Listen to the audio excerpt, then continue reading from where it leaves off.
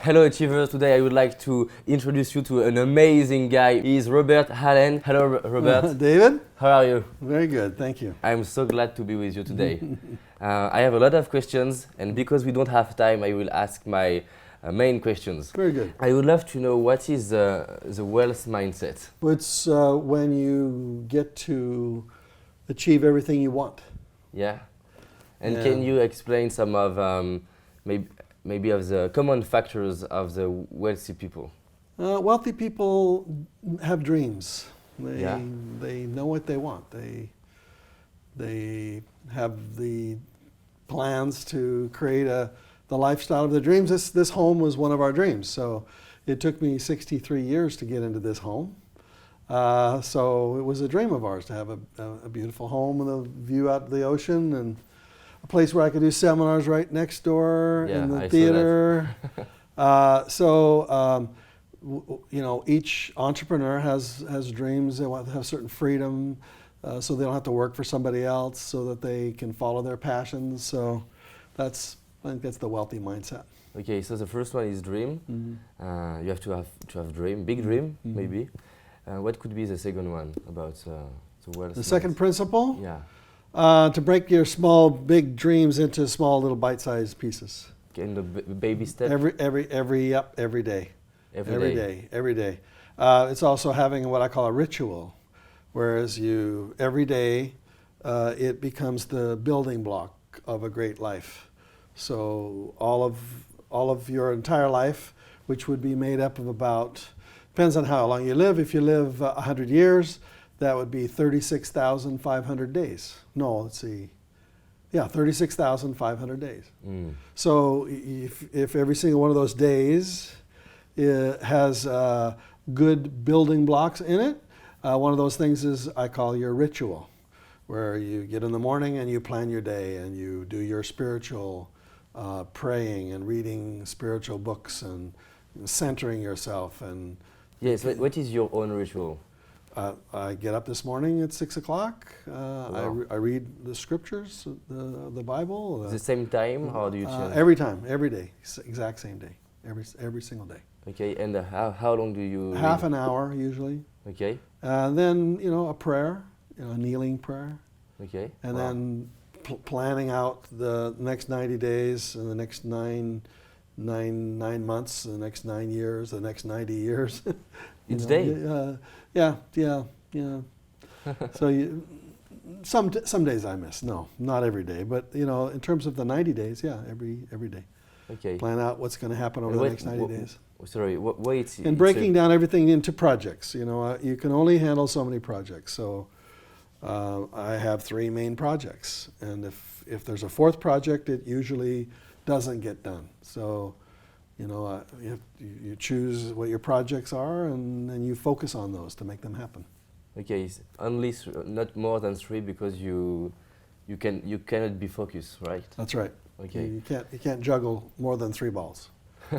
Yes. Mm-hmm. So it's the second principle: do baby steps each day. What could be the third one? Well, like breaking it down into 3 projects. What are your 3 projects? You work on project number 1 most of the time. In project number 2, you work on it maybe a third of the time. And you work on project number 3 10, 15, 20% of the time. So mainly, you create your project number 1 is the most important. Okay, I love that. Get it done. And when So your project is going around the country interviewing people? yeah, This is your project number 1, right? What's project number 2 for you? I do speeches. Uh-huh. I do speeches with Good. people. Me too.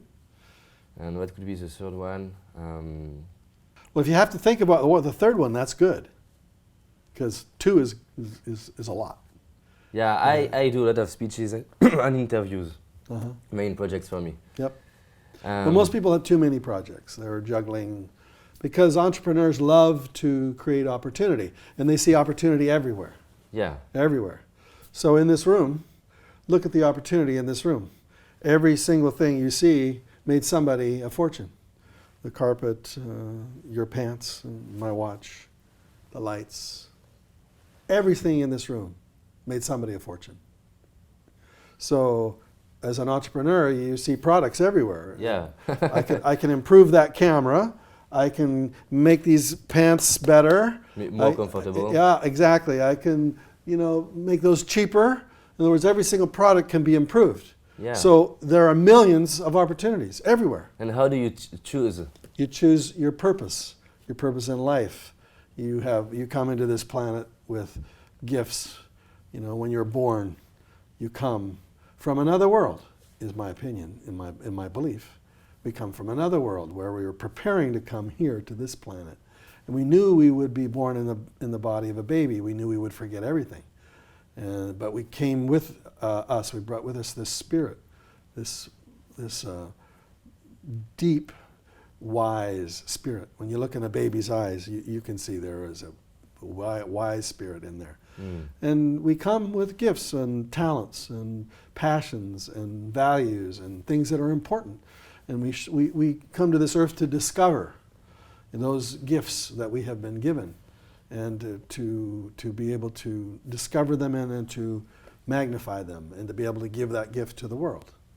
So that's what we do. So if your opportunities, you see opportunities to, there's an opportunity for a camera, but I don't want to sell cameras. That's not part of my purpose in life. My purpose in life is to change people's lives, is to transform them. So I'm not going to pursue cameras or, watches or desks or lights, Let some other entrepreneur do that. Somebody else is an engineer and he's good at lights, so good. That's his talent, that's his gift, that's his passion, that's what he does, or she does that. Let them do that. Let them pursue their passion. Your passion is to speak and to talk about personal growth. Yeah. It's your passion, isn't it? Yeah. You love it. Where did that come from? Why you? Why did you?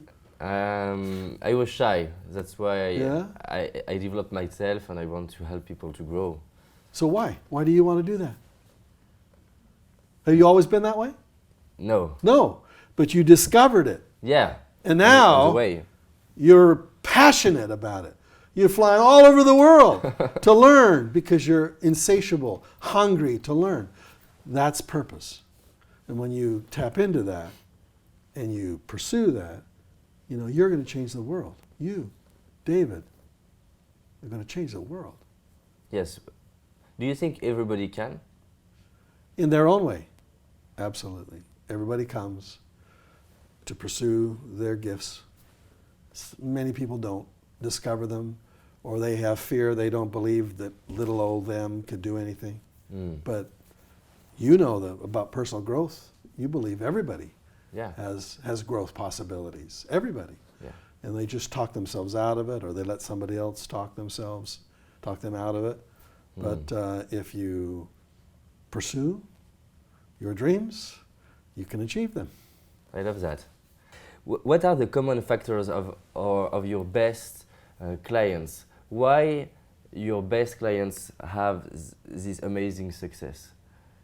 Do you find some main characteristic? Well, my gift is to take very complicated subjects and make them very simple. I like to teach. I love to teach. So when a person finishes with one of my books, usually the one thing I want them to say when they're finished, they put the book down, I want them to say, I can do that. It's possible. Yeah. That's my hope. That's my gift. They read it and they go, he made it simple. I understand it. I believe I can do that. So the first step is to believe that you can do it. And then number two is it part of your purpose? Is that part of the gifts that you've been given? Or are you going to pursue something else that's just a shiny object to distract you from the gifts you already have? So you find something that's in your purpose path, right? So the people that I teach, that I have been grateful, lucky enough, blessed enough to have found lots of people to teach here in this country and around the world, they feel as if this is their gift, this is their passion, this is what they want to do. They want to create multiple streams of income. They're an entrepreneur. I like to attract entrepreneurs. I like to attract beginning entrepreneurs. Usually the really successful ones, they're You know, they're not teachable, but the beginners are very teachable. They're hungry, and I like to teach those people. So those are my special students, right? So we've taught millions and millions of people over the last 35 years. In the people who don't are achieving big dreams, when you talk to them, they say to you, "Oh, okay, I have big dreams. I am taking actions, and I'm doing everything, but I don't understand. I don't have the same result as Robert, for example." So, why? What could be the lack point? Do you understand me?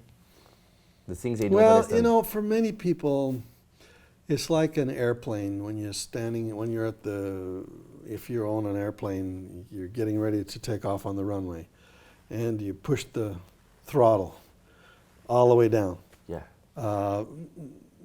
What happens if you only push it halfway down? Your plane goes not fast enough to take off. You get to the end of the runway, and there's a spectacular crash. Because most people, they know they want to fly their plane. They know the runway is short, but they don't fly fast enough. And so they keep failing. But you have to give it everything you have, everything. You have to give every ounce of energy. You got to make sure you fly, right? So most entrepreneurs don't do enough to fly. You know? Okay, so it's not just 1% of your energy; it's 100% focus on what you want to achieve. Yep. That's why you can't be dissipating your energies in lots of different projects, because it's like having half throttle on 5 different things, and they all fail. You know, full throttle on project number 1. You know, getting ready on project number 2 and project number 3 to go full throttle. You know, and then once you've gone full throttle, once you're flying in that business, then you can come back and fly another project, you know, and get that off the ground. But most people, they have too many things, and therefore they are always crashing. They don't have enough speed, enough velocity, escape velocity, as they say. I love that. Yes, let's talk about luck. How can we create luck? It's just playing the game of success and just going all out. So I don't believe in luck. Yeah. I don't believe in luck. I believe if there's any invisible force, it's a spiritual force. It's a godly force. It's angels, and this is my personal belief. I believe in a Heavenly Father. I do, and I believe that He helps. Is it helping you? Yes, absolutely. And is it helping you when you had some struggle? That was the reason He was helping me. He was causing me to be humble, because the money is a drug. And yeah. Can you share one of your struggles? Sure. We lost everything in the mid '80s. You know, I was building a beautiful mansion, almost as big as this, and I was young. I was early 30s. And the book Nothing Down had been an incredibly international bestseller, just huge bestseller. And the money goes to your head. You start to believe that you're smarter than you are, and that you're cool, that you're smarter than God, right? And so you learned a lot from that. Yeah, absolutely. So we failed miserably, and the house that we were building was destroyed by an avalanche. Wow. Like snow avalanche, destroyed, and the insurance wouldn't pay because it was an act of God. Everything is an act of God. So it threw us into bankruptcy. You know, we lost everything. You know, houses, everything. It was very, very terrible, and it was the best thing that ever happened to me. Thank God. Why? Can you share? Well, because it's reminding me Steve Jobs was saying that to be I don't know how to say that in English, to be fired from Apple was the best thing happened in his life. Yeah, it's true. When you have a serious failure, you get to reevaluate. First of all, the decisions you're making. You're making decisions as if you're never making a bad decision. It teaches you to be more careful, but it also I was very cocky. I was very not egotistical is not the right word. I don't think I've ever been egotistical, but certainly prideful. Like I'm the master. I'm so rich, I can do anything, and I failed miserably. And I went into my closet and I fell on my face to pray, and I said, God, I've lost everything. I had everything. New York Times bestsellers and millions and millions and millions of dollars, and it's all gone, And I felt stupid, very, very, very stupid. Is it easy to share that today? Now, yeah, it's okay to share it now because it's a blessing. It's a wonderful thing. And I had a very deep personal experience. I didn't see God or see an angel or anything, but I had a very profound, burning, loving, intensely wonderful spiritual experience. I knew God loved me, and I knew He knew my name.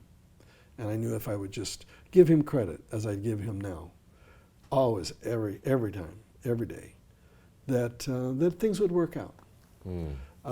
It took a long time to work out. They did work out. I finally was able to dig out of the hole of all the money I lost and all the debt I was in, and I was finally able to come back, but it was very, very difficult. And it was wonderful and terrible and fantastic and awful, and thank God I cannot believe how wonderful that experience was. But it was hard. Yeah. So do you think the harder the experience is, the better it is for your learning? Probably. Probably. But knowing that the growth is hard sometimes is not easy. It's not, I don't look forward to hard things. Nobody does.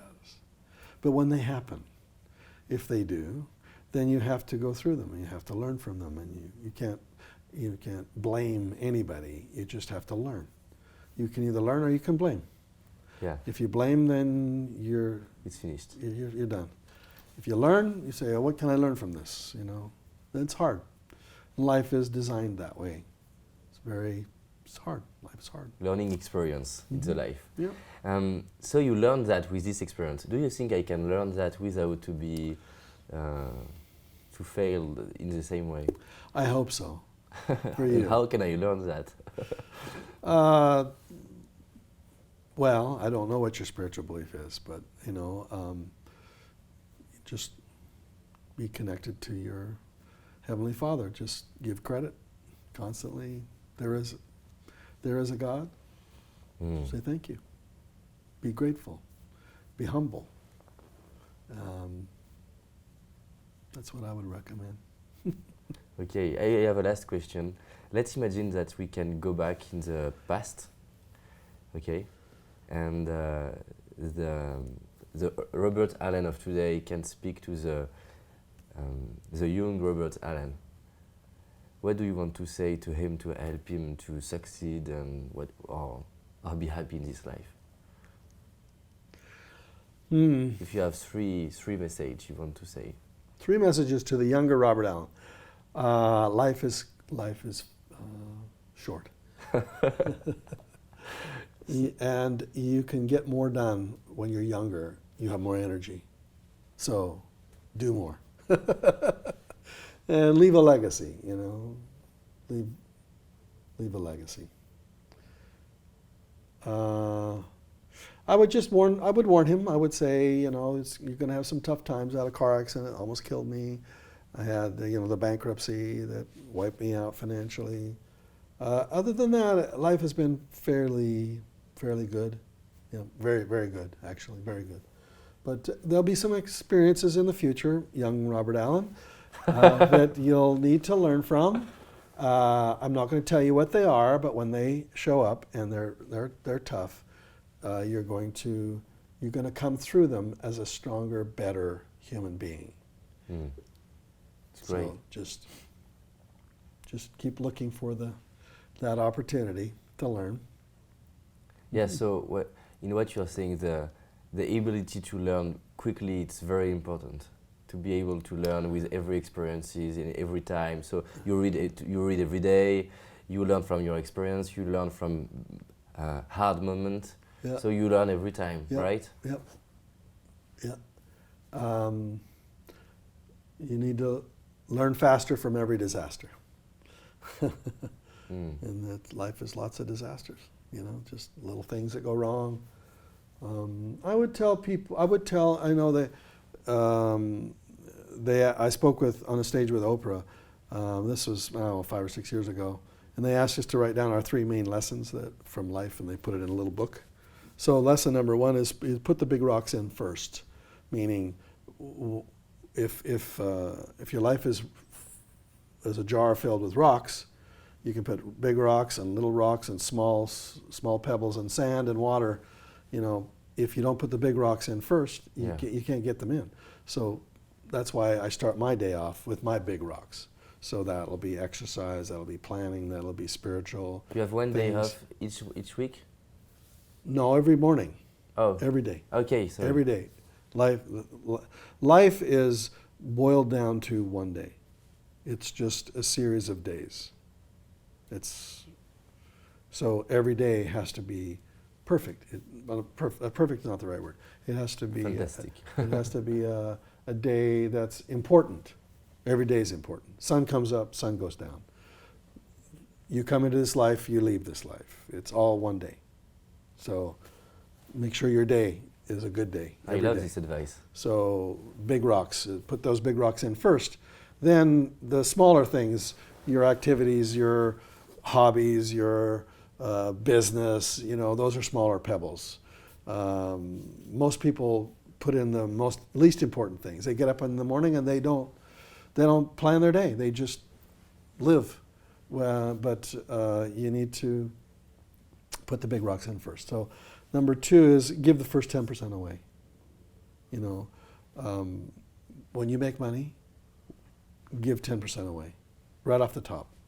The first thing, the first check you write. To whomever, whatever cause, charity, philanthropy, church, give it away. Why? Because you'll realize how good it feels, and you then become partners with God. Basically you're saying, where do you want me to help today? He has a business here. It's called the earth.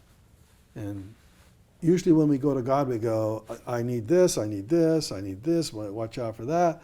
Like Santa Claus. We go to God like Santa Claus. Well, it's just the opposite. We've already got But what can I give? What can I do? Exactly. Where do you need some help today? Who needs the help? What church needs it? What cause needs it? What philanthropy needs it? Inspire me. Tell me. Where do you want me to give the money? You've let the money flow through me. Thank you for these opportunities. The very first dollar I'm going to give back, where do you want me to give it? And just watch it changes your life. You start to see opportunities. You are, my belief, you're prospered and protected. Prospered, you see opportunities other people don't see. And then protected means you are skirted away from the problems that might have caused you problems. So that's lesson number 2. And lesson number 3 is, listen to your true voice. Because we have many voices in our heads. Yeah. There's the critical voice telling us that we can't do it, and then there's the true voice that just whispers that you can do it. It's a cheerleader. It wants, it's on your side. But your critical voice is an enemy. It's a liar. It's in your head. It's always telling you can't do it. It's a lie. But most people don't ever recognize it. They think that the voice is them, so they're beating themselves up.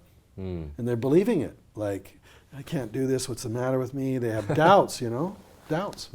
Well, that liar, that critical voice, is a doubter.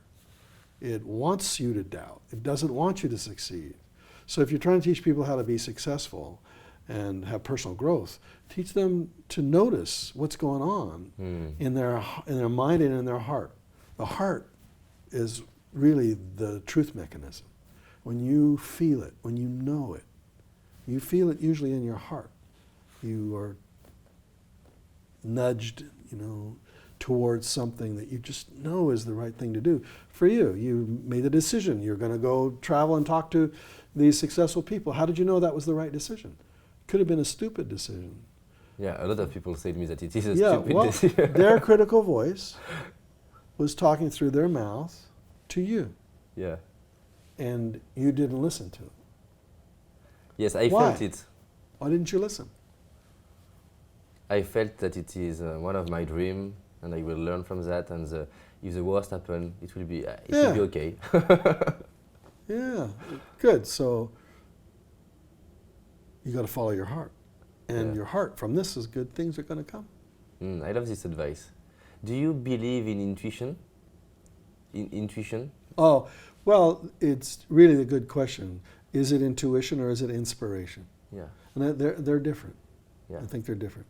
I think we've been given intuition, which is this spirit that came with us, which is very wise. And all the things we've learned in our life, this wisdom that we gain from our experience gives us intuition, where we just sense things that are right. We are hunching, we just kind of know some things. But there's inspiration, which, for me, it's spiritual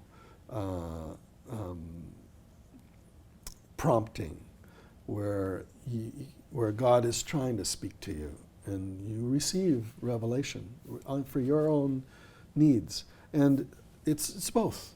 And sometimes it's intuition, and sometimes it's inspiration. And can you feel the difference? Yeah, yeah. A hunch is like, that's a good, yeah. And then inspiration is,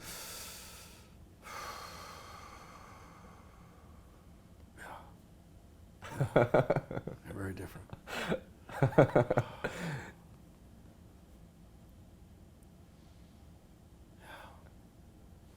Can we develop this kind of feeling or ability to connect to it? Sure. First of all, you recognize it. That's the hardest part. You have to recognize it. You go, yeah, that seems to be, and then you have critical voice is usually a head thing. And the way you know is you feel doubt.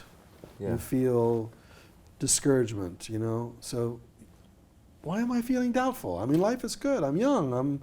Got a beautiful friend here. We're traveling the world together. How good could, and then you have these doubts. So you notice your feelings, Usually the inspiration is a feeling in your heart, Critical voice is a feeling in your head and doubt that you have. So it's just becoming aware of what the message is. What is the message? And what am I getting? And then having the courage to follow it, the courage not to do something. Sometimes your intuition says, don't do that. And so you go, yeah, but I really want to do that, And you'll say, and they say, no, don't do that. That's hard. Hard not to do that. I think for me it's harder to not do some things than do something. So it requires trust in yourself. Yep, and in your inspiration, It's very. You fall flat on your face every once in a while, and you learn. You go, well, next time I get that intuition or that inspiration, I'm gonna learn from that one. Okay. Do you think this one could be one of the things that will make a difference between people? Yeah. Successful people or not? I agree. It is. Yeah. Because your mission, your path is very unique to you. Yeah. And to discover it and to find it and to pursue it is wonderful. And most people will talk you out of it. They don't want you to succeed, or they're trying to protect you from taking these crazy risks, right? That's good. Yeah. Life is good. It's a great hand for this interview. Life is good. Thank you very much. It was awesome. You're welcome, David.